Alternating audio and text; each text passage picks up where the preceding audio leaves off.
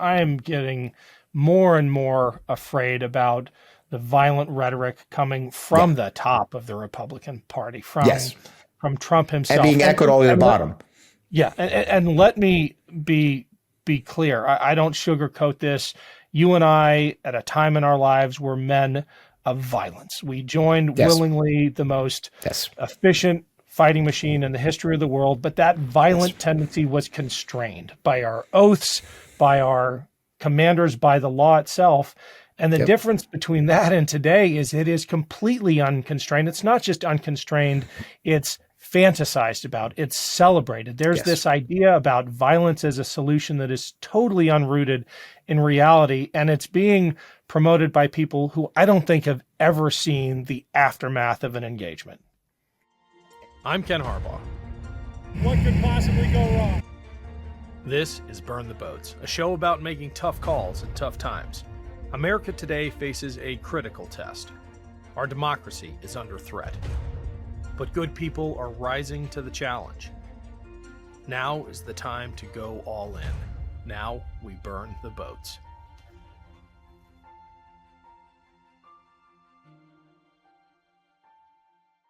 My guest today is Fred Wellman, a democracy advocate and Army combat vet who now serves as Senior Advisor for Voters Tomorrow. He also hosts the On Democracy podcast. Fred, great to have you back. Hey, Ken, good to see you, bro. It's been too long. You too. I got to say, I really miss your old Twitter bio, the one that had the line West Point and Harvard, but truly educated in Iraq. Do you know the one I'm talking about? That's right. Yeah, I remember that. Yeah, no kidding. That's how is the new Twitter treating you? Because it's not the same place. Well, for a while there, I went way back. I lost a bunch of followers, and I wasn't one of the cool kids. Nothing. And then for some reason, about a month ago, it started picking back up again for me. I don't know why. I can't explain it, but suddenly I was back in business again and doing well. And I'm doing. I stuck with it. We'll see what happens. But I've built a following there for 13 years, and I'm not ready to quit yet. It is a bit of a hellscape, and I am always on the fence about, do I participate in this or not? But, if it advances the work of preserving and defending democracy, I'll stay while I can. That's the thing, and I'm very generous with the block button. Because I get the usual shit from people for my past work, if you will. But I just, again, I've got an audience there. I'm able to engage with people. I'm able to jab with people and joust with people I want to joust with, and have ideas. It is what it is. I've not that I have to say I haven't built up my other platforms, but that's still where I have my most fun. I am looking at our political landscape today, and I have this nagging worry about, we all have this worry about the strength of American democracy in particular, but on the heels of this epic win in Wisconsin, where we had a Supreme Court justice who believes in the rule of law, who believes in civil rights and women's rights in particular, she won the day, and now you have the Republican-dominated state legislature talking about impeachment. It makes me wonder if we're putting too much faith in the power of voters when a minoritarian system like in Wisconsin can overrule what they want. You have minoritarian rule cemented by gerrymandering and voter suppression, and no wonder voters get frustrated, right? There you go. And I live in Missouri. It's another majority Republican supermajority state.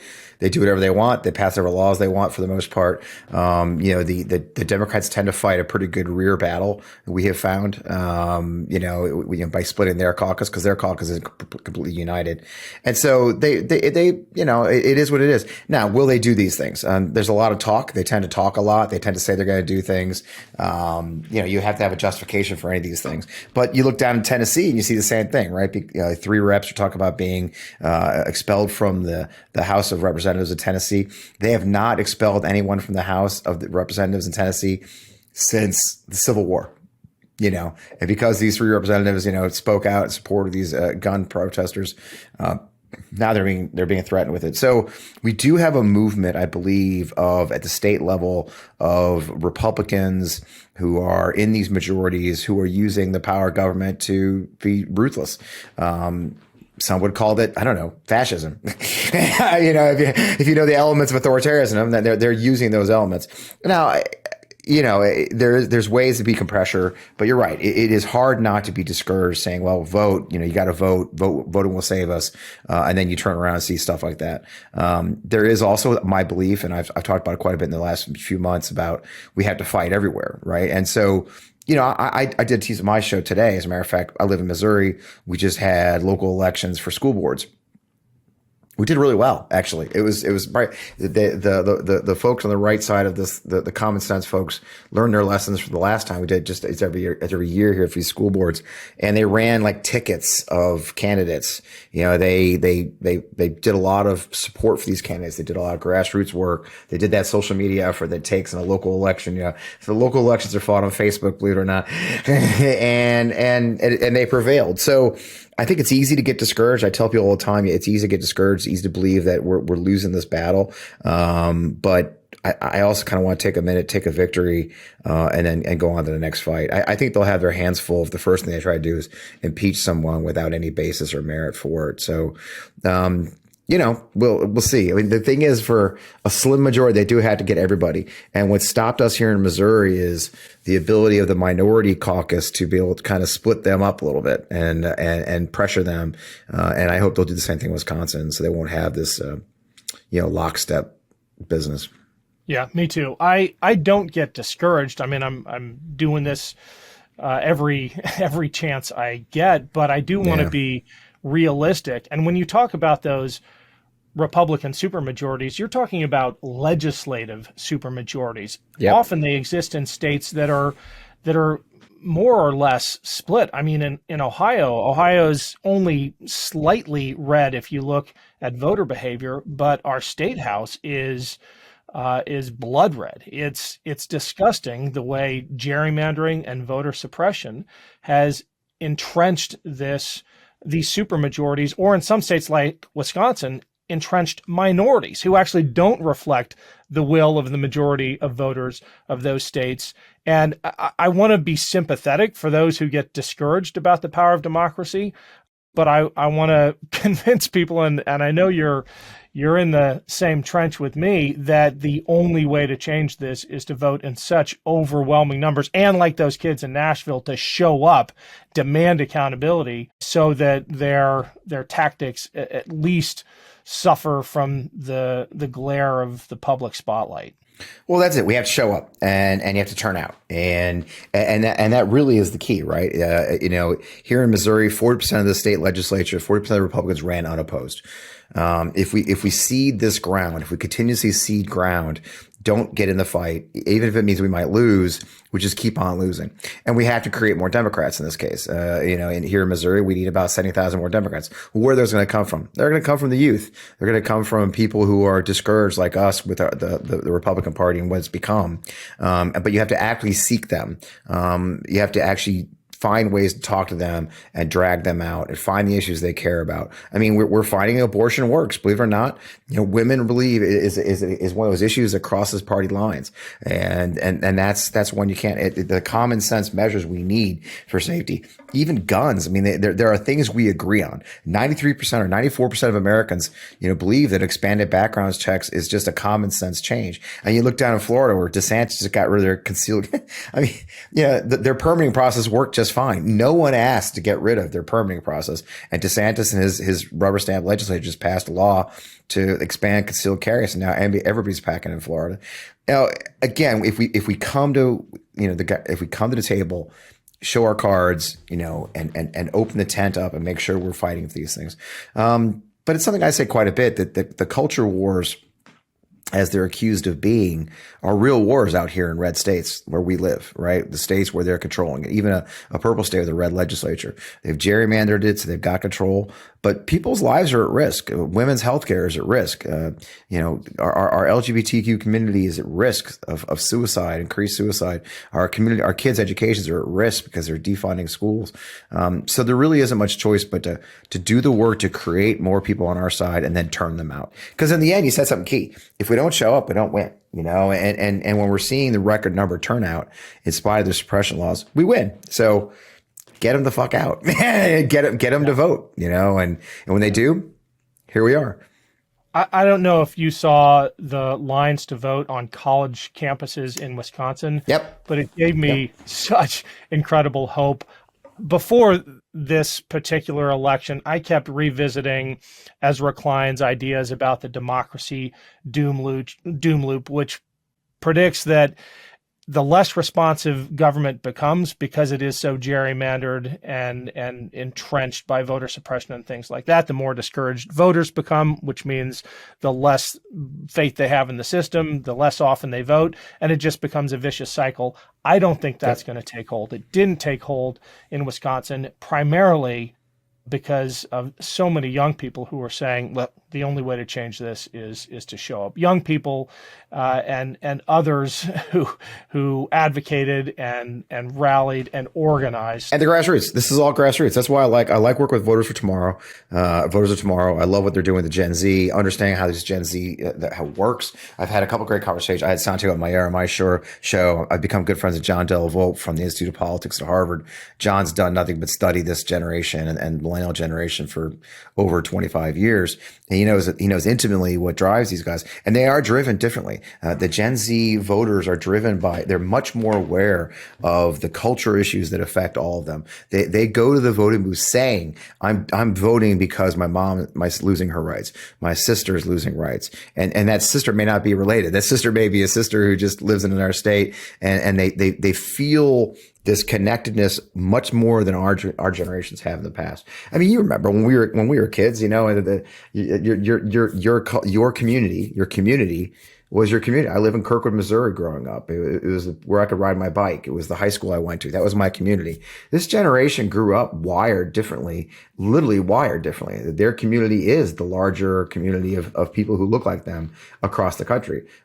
People who have shared experiences like they do across the country. And I take great hope in that. It's a demographic time bomb, as somebody described it today. I saw that the Republicans are facing as this generation grows and is sick of the bullshit.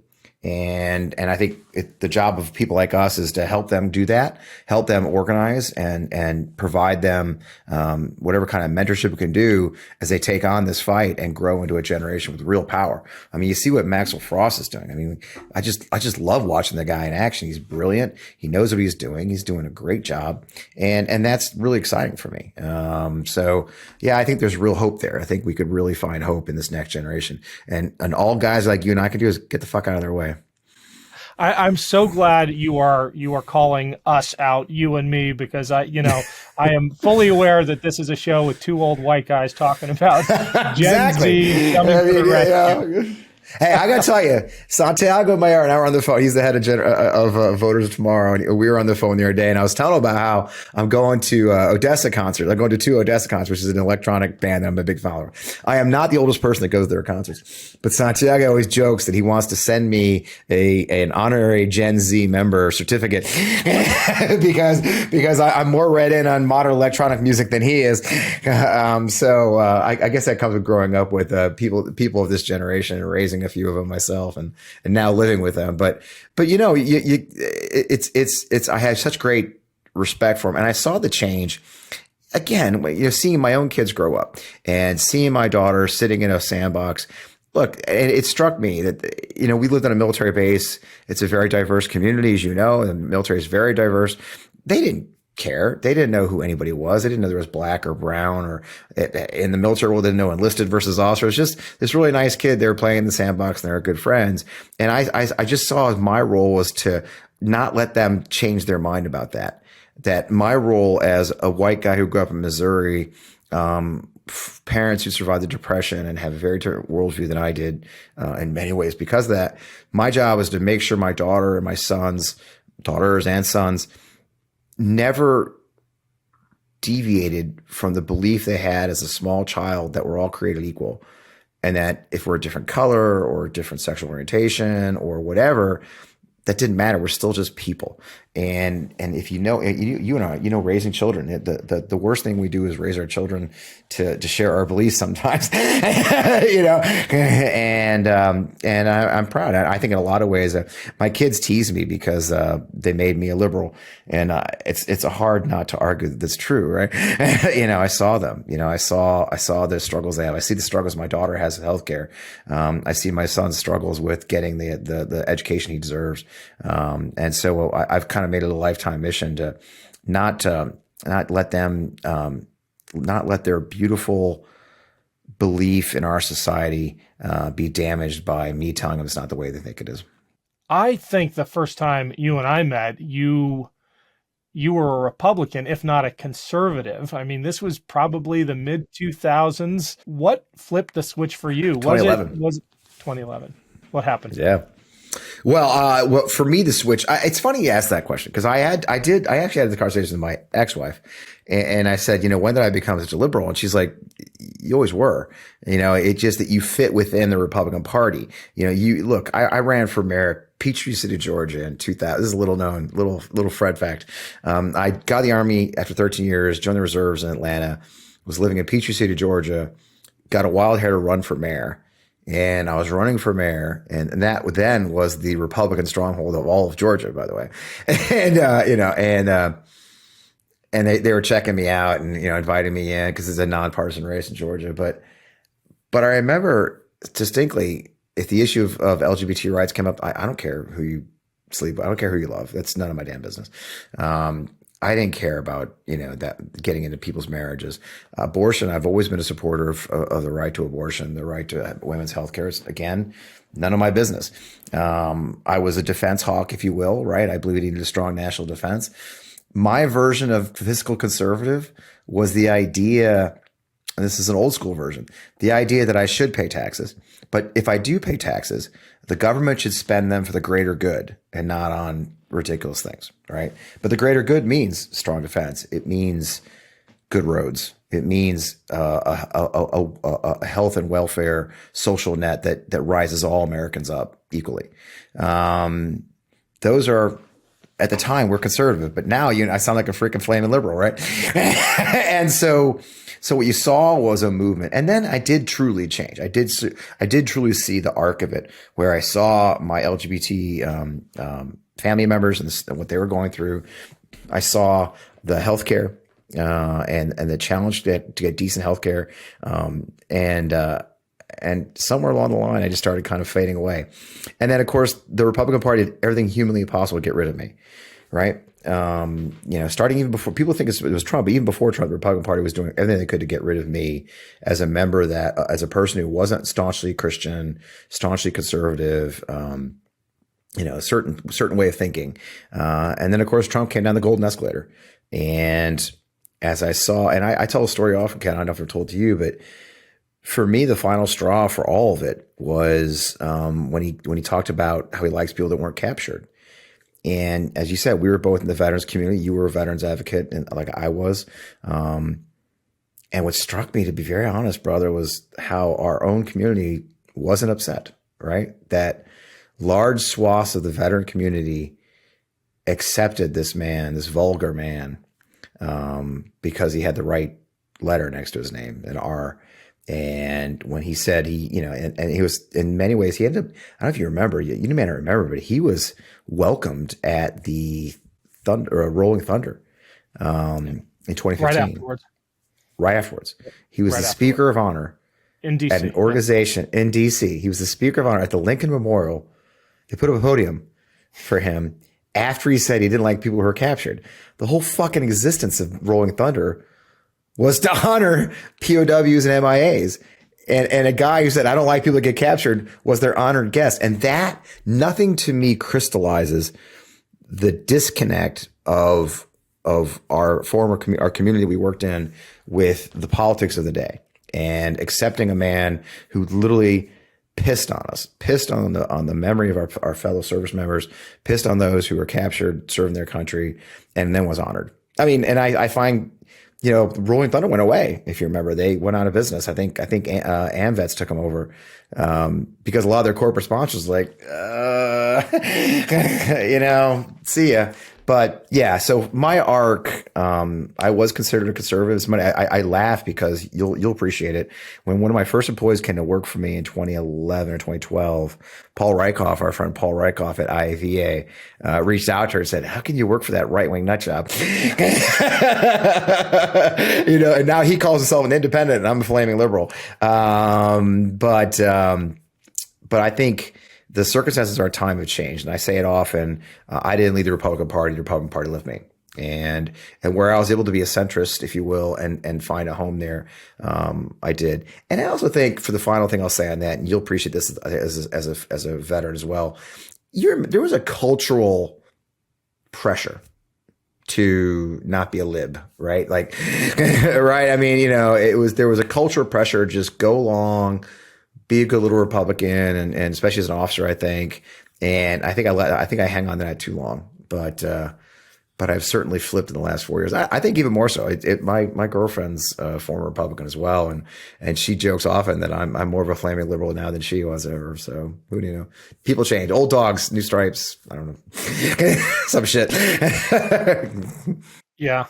What responsibility? We had Paul Rykoff on a while back. I should get him back on the show. He's always a great guest. What responsibility do vets who have seen the light, and increasingly that's a positive story, I think, for the first time in modern history, in the 2020 election, a majority of active duty personnel voted against a wartime Republican sitting commander-in-chief.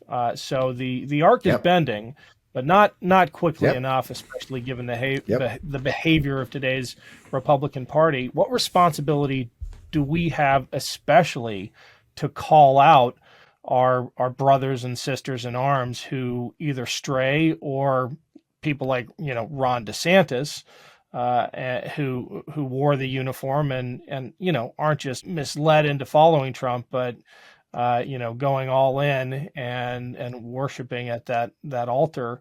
What role should we play? Well, I was very aggressive in that. I mean, I'm very proud of the fact that so many of our fellow service members and veterans left behind the Republican Party for that election.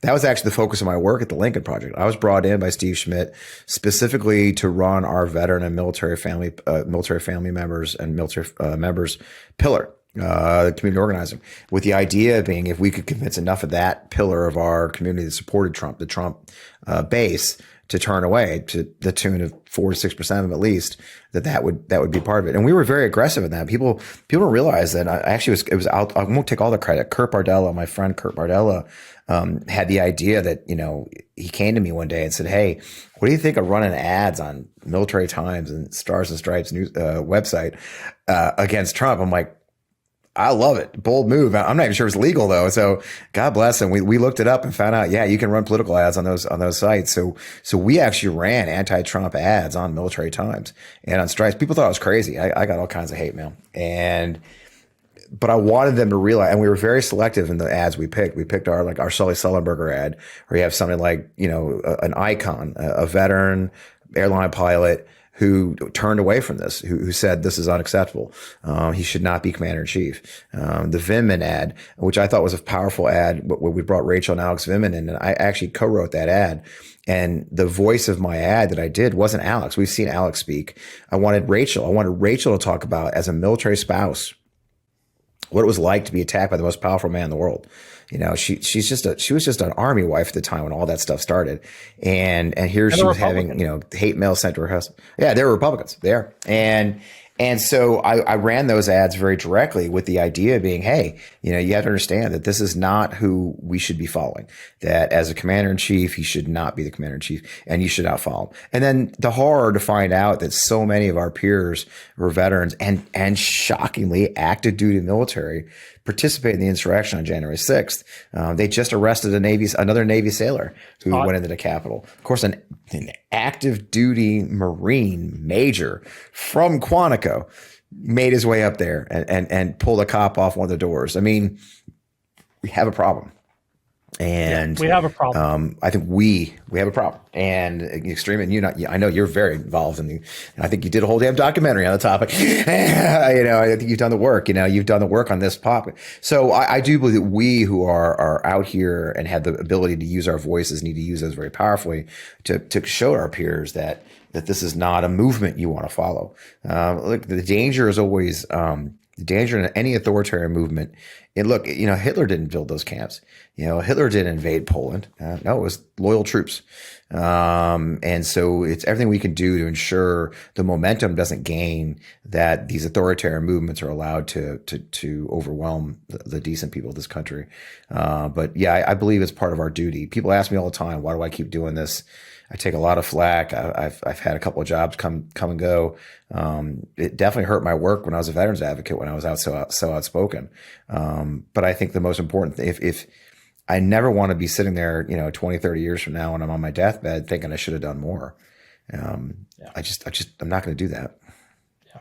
Well, your work with the Lincoln Project targeting vets and military communities was impactful on multiple levels. Obviously, it's not just a one for one, because you're pulling votes away from Trump and delivering them to the D column. But vets are also, and I think this is often overlooked, such a force multiplier in politics. They're one of the few demographic groups that still have significant influence over their peers and in their communities. And if you flip one vet, you're probably flipping 2 or 3 other voters that you don't even know about. Yeah, I think you're right. And the community is so uniquely tight. It is a community that talks to each other. It's a community that trusts each other. And we saw this in I'm sure you saw this in your veterans work, as an advocate, where you're trying to deliver services to our veteran and military communities. They want to hear from other veterans and our military community members. It's a trust network like few others. And so you can convince those within the community to speak to each other and say, hey, this isn't a direction we want to go. That's a very powerful tool. And that was one of the reasons I did, like when I built it's kind of a funny story. Steve Schmidt, whom obviously I go way all back to 2005 with Steve. And when I first joined Lincoln Project, Steve said, hey, I need you to build us our own like council of generals. Like, I want like 10 or 15 generals who are going to really, talk to the troops and move them. I said, I'm not going to do that. I said, because believe it or not, first of all, everybody's got their own fucking list of generals. But 2, that's not the voice that is going to actually turn them. It's not them. You have to understand the military community isn't a general talking down to them, say, hey, you should do this that works. Believe it or not, it's actually almost a negative. No, it was military spouses. It was the old veteran, Uncle Bob, the veteran. It was enlisted soldiers with experience. So when I built my military and veterans advisory council, I called it, it was very, very diverse. It was Jess Piper from Missouri, who ended up running for office later. It was Gold Star moms. It was Blue Star moms like Jess. It was National Guard members. It was enlisted. It was officer. I had one general and he kept quitting on me, and because the goal was I wanted to create a committee and use their voices on town halls and use their voices in commercials to say, hey, we're one of you. If me, a military spouse, sees just how bad this person is and how bad they are for our community, then you should trust me. And I really believe in my heart that having a bunch of flag officers like transmitting that. Because let's be honest, that's what general officers do. They transmit, they hit the microphone and go, I am important. And they let go of it. They don't listen when to me, I felt very important that we reach all the way down to the very lowest levels of the community so that the community could talk to each other and have an impact. I'm not saying, I don't try to claim credit. We did this. We did this all by ourselves. But I do believe that the approach of having the community have these conversations amongst themselves and hosting those conversations, I think is key. I think we just described grassroots movements period 101, right? I think that's grassroots 101, right? It's you've got to have people from within your community talking to other people within their community to turn the tide. And that was the approach I took with Lincoln. And frankly, I guess all my political work this day, I kind of do the same thing. Well, that's the grassroots piece. There's another element of it, though, when you're talking about someone like, for example, Ron DeSantis running on his military record. It's going to take fellow vets to call his BS, right? There's this recent one that infuriates me even more than Ron DeSantis. parading around a flight line like he's a Top Gun graduate. It's Rep. Andrew Clyde from Georgia, the guy Republican responsible for dealing the AR-15 lapel pins. The pins, yeah. He bills himself as a combat vet, and there isn't a single thing in his military bio, not a single decoration that validates that. How do we as vets call out this kind of BS from high flyers, no pun intended, like Ron DeSantis, to these manipulators like Andrew Clyde sharing their AR-15 pins because they claim to have fought in combat, which they didn't. I've been doing it for ages, and there used to be a real robust community of like these fact checkers and what they call the stolen valor hunters. Unfortunately, a lot of them ended up being MAGA, and that kind of ruined it. That's what you do. You do have to, and I did it. Look at J.R. Majewski. Look what we did to J.R. Majewski.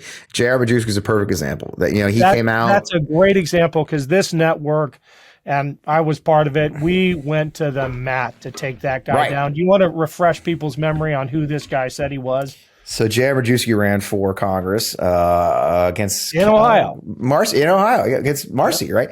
And his big claim to fame was that he was an Air Force head combat veteran. He was going on these right wing podcasts about how he'd been downrange, or he'd been in Afghanistan. He can't talk about it though. Couldn't talk about it though. Couldn't talk about it. Yeah, it's secret location. And of course, some able-bodied, a couple of us started asking questions because when you've been downrange, look, that's a clue right there. It's anybody who says they can't talk about where they were is fucking lying. I mean, it's just a fucking lie, right? I mean, nothing's that secret. It just isn't. And then so we knew he was full of shit. And then you look him up. So somebody got hold of his DD-214. He was a damn aircraft load. He wasn't even a cargo load. He was literally a passenger specialist for cargo. He wasn't even a stewardess, for God's sake. He literally loaded people. He took the manifest, got on the airplane, and got off. And he was based in Qatar. He never touched. There's no proof whatsoever he even touched foot in Afghanistan. And so we really went hard, and the community did. The community went hard. We went really hard. Hey, this is bull. You need to answer this, and put a lot of pressure on him to come up with the proof. And he never had proof. He just kept going round and round and round, and it threw him off. It threw him off his game. He ended up being his campaign ended up going completely off the rails. And he'd done such a job. There was so much evidence of him lying and not telling the truth. But yeah, he ended up losing pretty handily, thank God, and he should have won. But now, of course, she's being targeted, right? She's one of the Republicans' targets because he should have won, right? And but that's a perfect example of how we do it. I think that is the answer, right? Almost the gold standard. We bring because this community, for what it's worth, and I was delighted to see that even people on the right joined us in that one, Ken. I mean, even our brothers and sisters on the right said, "Wait a minute, this is bullshit. There's just too much." We all have to agree on, again. It's one of the things we have to do for this next phase of our country, right? We're going to have to find the things we fucking agree on, right? We agree. Most of us agree background checks are good. Most of us agree that lying about your military service is bad, right? And I think we can agree on that. If we can come together on those things, say, look, I don't care what his political spectrum is. I don't care where he stands on it. If this guy's lying about his combat service or lying about his actual service for gain, then he should pay a price for it. And I'm thrilled that J.R. Majewski did. It was great. I mean, it was great to see a guy flail around and he never had answers. Same with Andrew Clyde. We'll just keep pressure on him. We have a proof. I mean, there's just so many nuances. The challenge with our community too is, I'll be honest with you. Here's one that bogs me, and you may disagree with me, but I apologize. People are always going after Tom Cotton for saying he was a Ranger. Okay, it's just like. I'm a Ranger. I'm a Ranger qualified. What did I do? I went to Ranger school as an aviator. I admit did I ever serve in a Ranger unit? Fuck no. I was an aviator, but I went to the damn school. I went to school so much I liked to stay for an extra phase because I washed out in Florida, and I recycled Florida, but he's a Ranger. Okay. I mean, it's just this, he's Ranger qualified. Well, this is the stuff that actually chases people away, Ken. I think when we all get so down in the weeds about these nuanced words, well, is he a Ranger or is he a Ranger qualified? Who fucking cares? Literally, the Army itself says if you get the tab, you're a Ranger. That, I think, hurts us in the end when you've got real people like J.R. Majewski who have completely made up a story that is not factually based or is using it for serious gain. I'm not necessarily sure that Tom Cotton gained a Senate seat by saying he was a Ranger versus only being Ranger qualified. I just don't think that grandma, grandma in Little Rock gave two shits about the difference in the word qualified versus not qualified as a Ranger. But we have people who are so blatantly using their military service to pad their resume and use it for truly for gain. I think we have to come after them. But yeah, I get beat up every time because I'm only Ranger qualified, and I learned my lesson. My shit says Ranger qualified on it, But the fact of the matter is only 3% of the time the United States Army ever goes to Ranger school at all. So, I'm not going to besmirch a guy who earned the tab. Thanks for watching, everyone. We've got a quick message from our show sponsor. But first, I've got a favor to ask. Growing a show like Burn the Boats depends on you. There was a time when thoughtful interviews with interesting guests could stand on their own. But these days, the algorithm is everything. The recommendations that show up in the feeds of YouTube viewers and podcast listeners depend on the reviews that shows like this get. So please give us a thumbs up, follow this channel, and if you're up for it, please consider clicking on the link to the podcast page and leaving us a 5-star review. It makes a huge difference. Thanks. Cold turkey may be great on sandwiches, but there's a better way to break your bad habits. We're not talking about some weird mind trick from your wacky neighbor or some sketchy message board. We're talking about our sponsor, Fume, and they look at the problem in a different way. Not everything in a bad habit is wrong. So instead of a drastic, uncomfortable change, why not just remove the bad from your habit? Fume is an innovative, award-nominated device that does just that. Instead of electronics, Fume is completely natural. Instead of vapor, Fume uses flavored air. And instead of harmful chemicals, Fume uses all natural flavors. You get it. Instead of bad, Fume is good. It's a habit you're free to enjoy and makes replacing your bad habit easy. Your Fume comes with an adjustable airflow dial and is designed with movable parts and magnets for fidgeting, giving your fingers a lot to do, which is helpful for de-stressing and anxiety while breaking your bad habit. The first time I used Fume, I was surprised at how it's so easy to hold and perfectly balanced and quite honestly fun to fidget with. The real wood material and sleek design definitely classes it up. Stopping is something we all put off because it's hard, but switching to Fume is easy, enjoyable, and even fun. Fume has served over 100,000 customers and has thousands of success stories, and there's no reason that can't be you. Join Fume in accelerating humanity's breakup from destructive habits by picking up the Journey Pack today. Head to tryfume.com and use code BOATS to save 10% off when you get the Journey Pack today. That's tryfum.com and use code BOATS to save an additional 10% off your order today.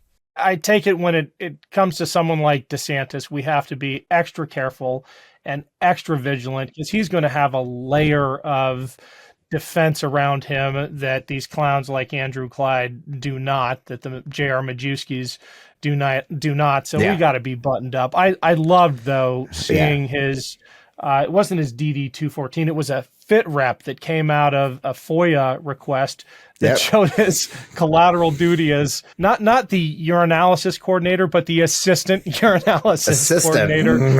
Let's guy that puts the lid on the jar. Right?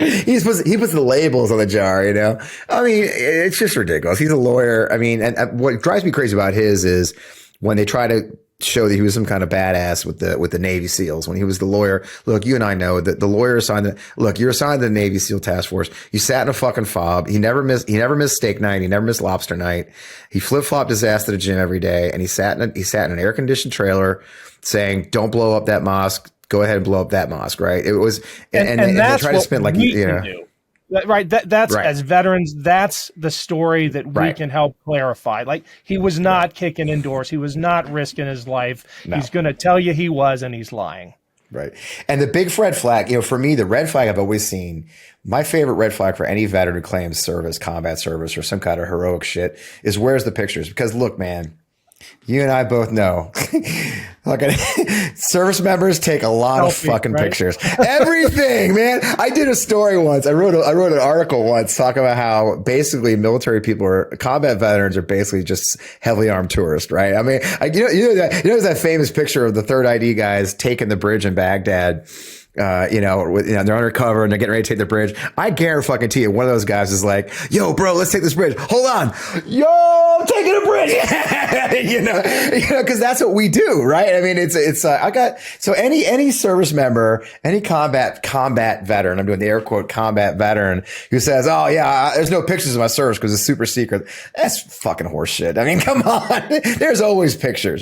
There's metric shit tons of pictures, Don't you remember don't you remember the Navy SEALs doing TikTok dances back in the day? I mean, come on, give me a break. So that's your biggest fucking red flag when a guy can't, and that's Ron DeSantis. He's got one picture of him allegedly downrange, and he looks decidedly like he's not in actually a combat zone. He's actually in a training zone.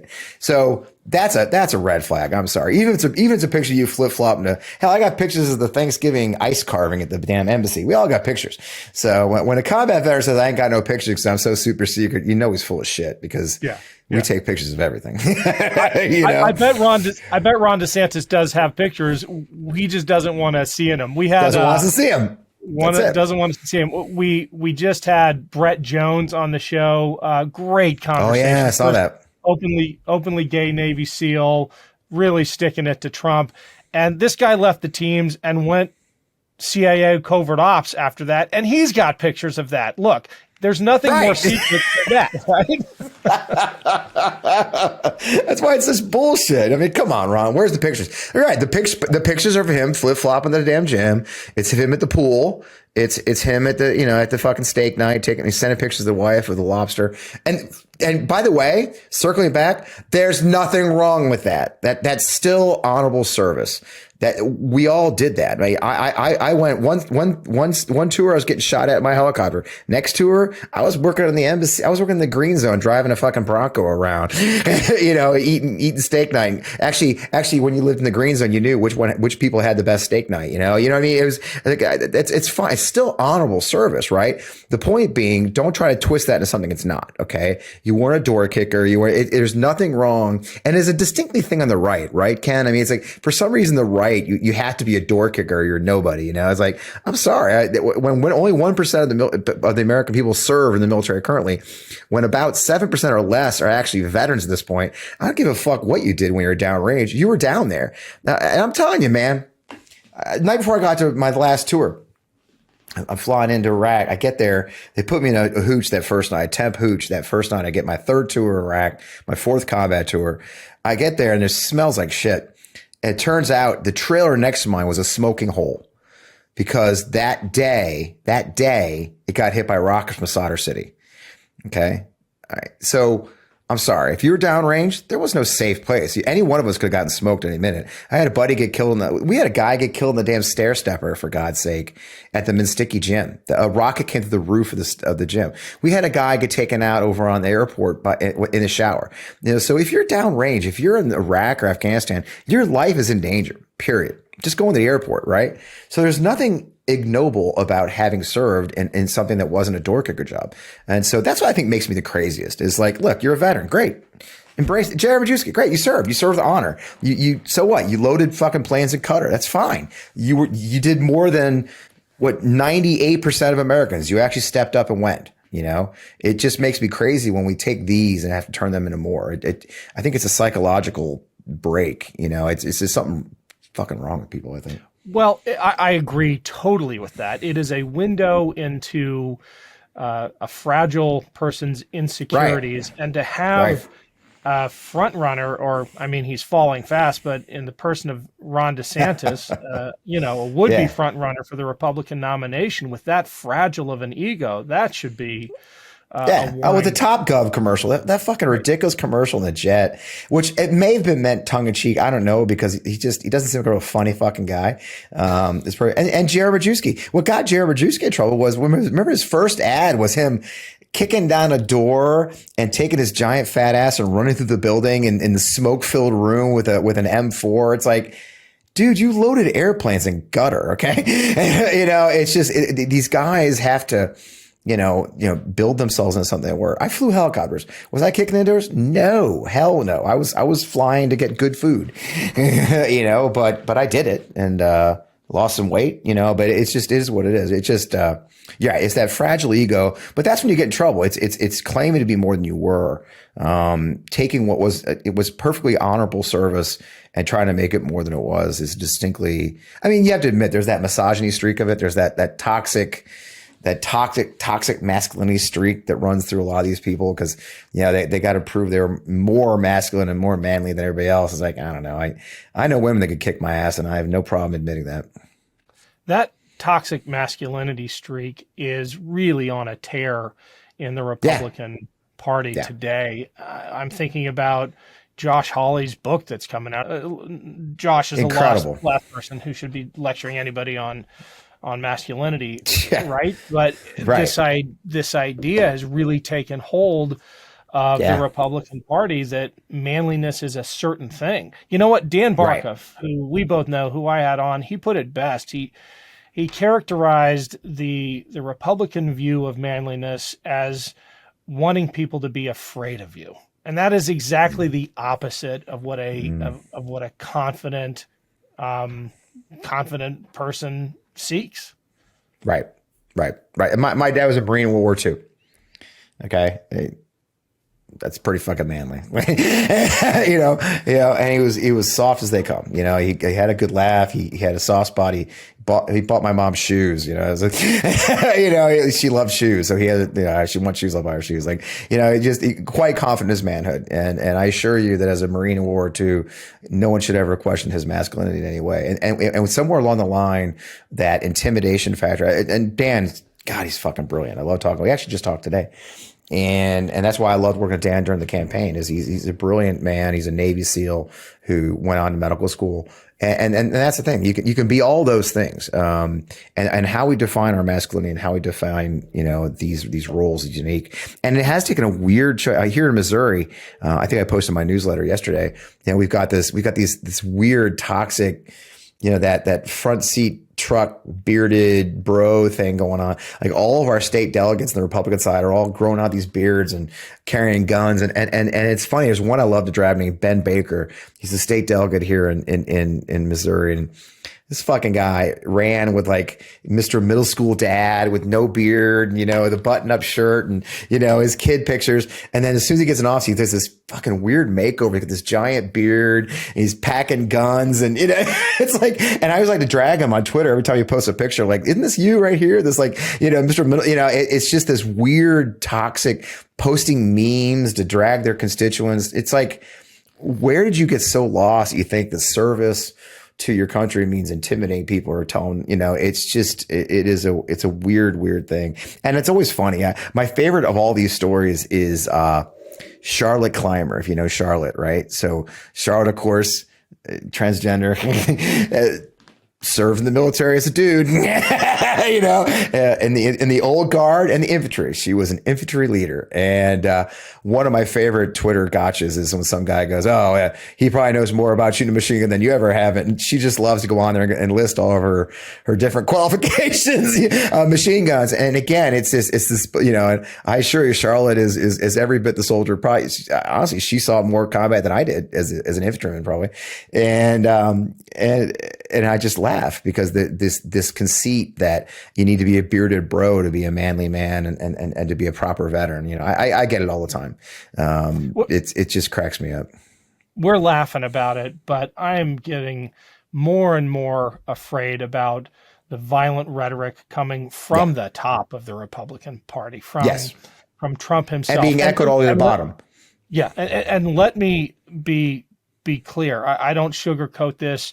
You and I, at a time in our lives, were men of violence. We joined willingly the most efficient fighting machine in the history of the world, but that violent tendency was constrained by our oaths, by our commanders, by the law itself. And the difference between that and today is it is completely unconstrained. It's not just unconstrained, it's fantasized about, it's celebrated. There's this idea about violence as a solution that is totally unrooted in reality, and it's being promoted by people who I don't think have ever seen the aftermath of an engagement.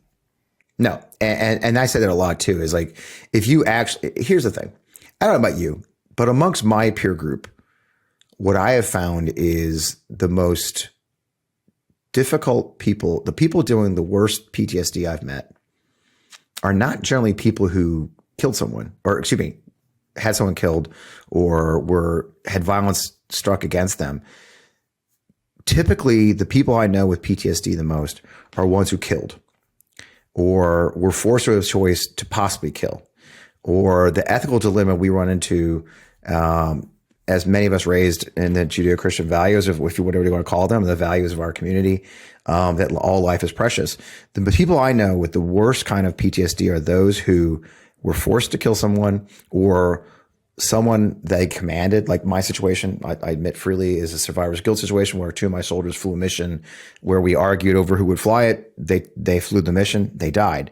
The people I know, those, and just think about that for a second.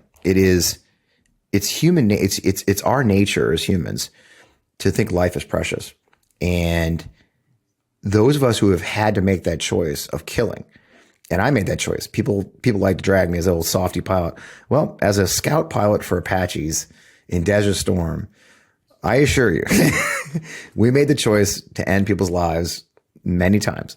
And literally a choice of, this is the vehicle, it's got 4 guys in it, take it out. And it leaves you.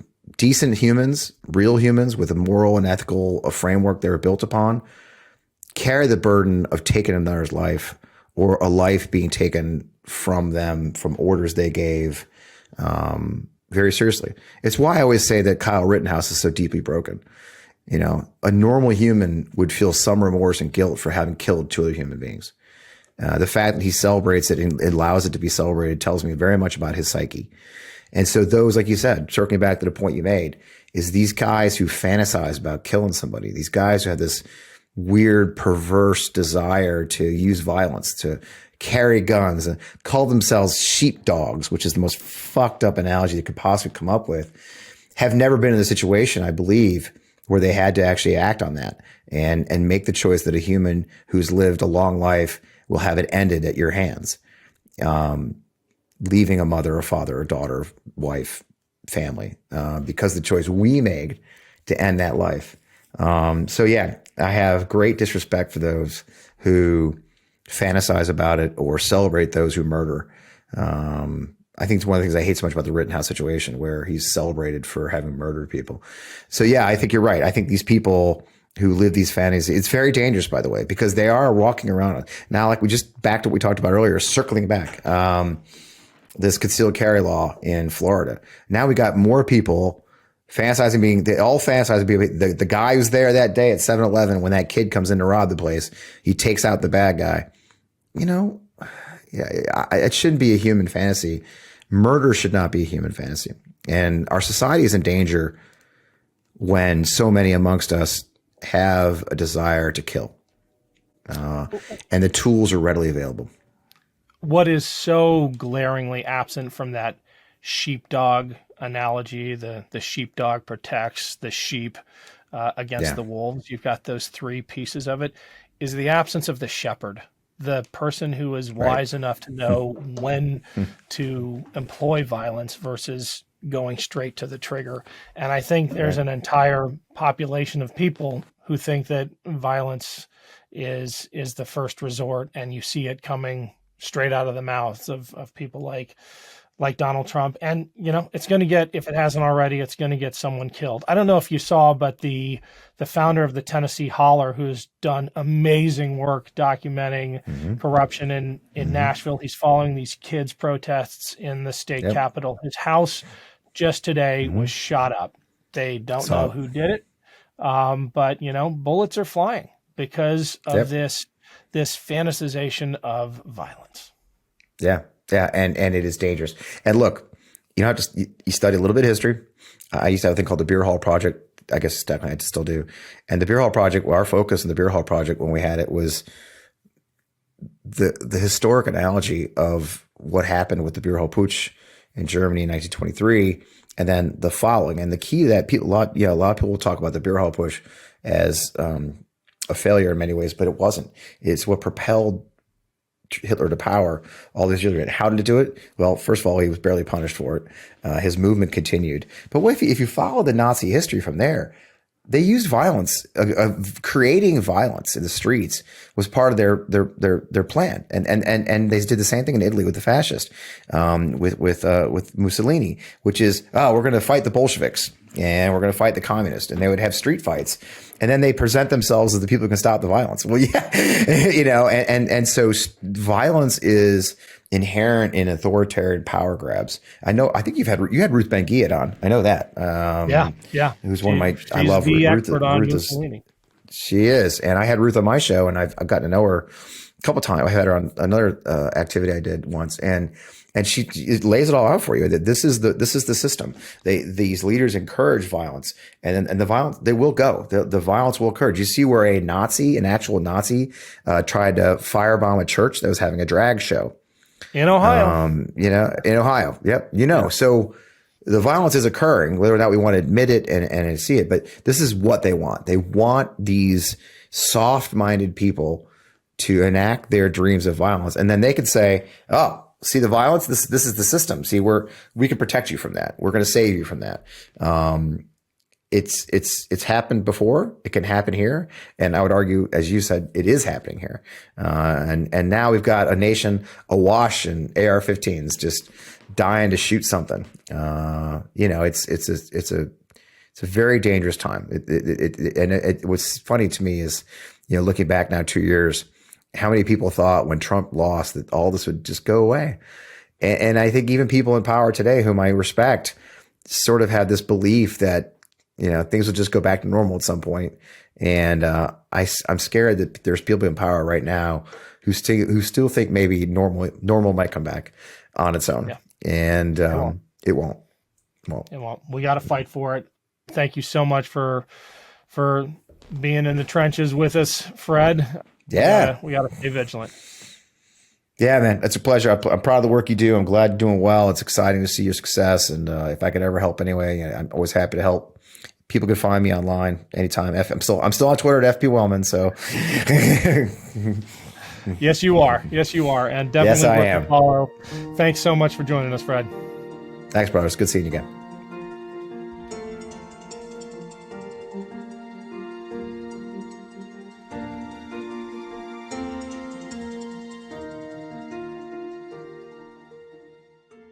Hey Meidas Mighty, love this report? Continue the conversation by following us on Instagram at MeidasTouch to keep up with the most important news of the day.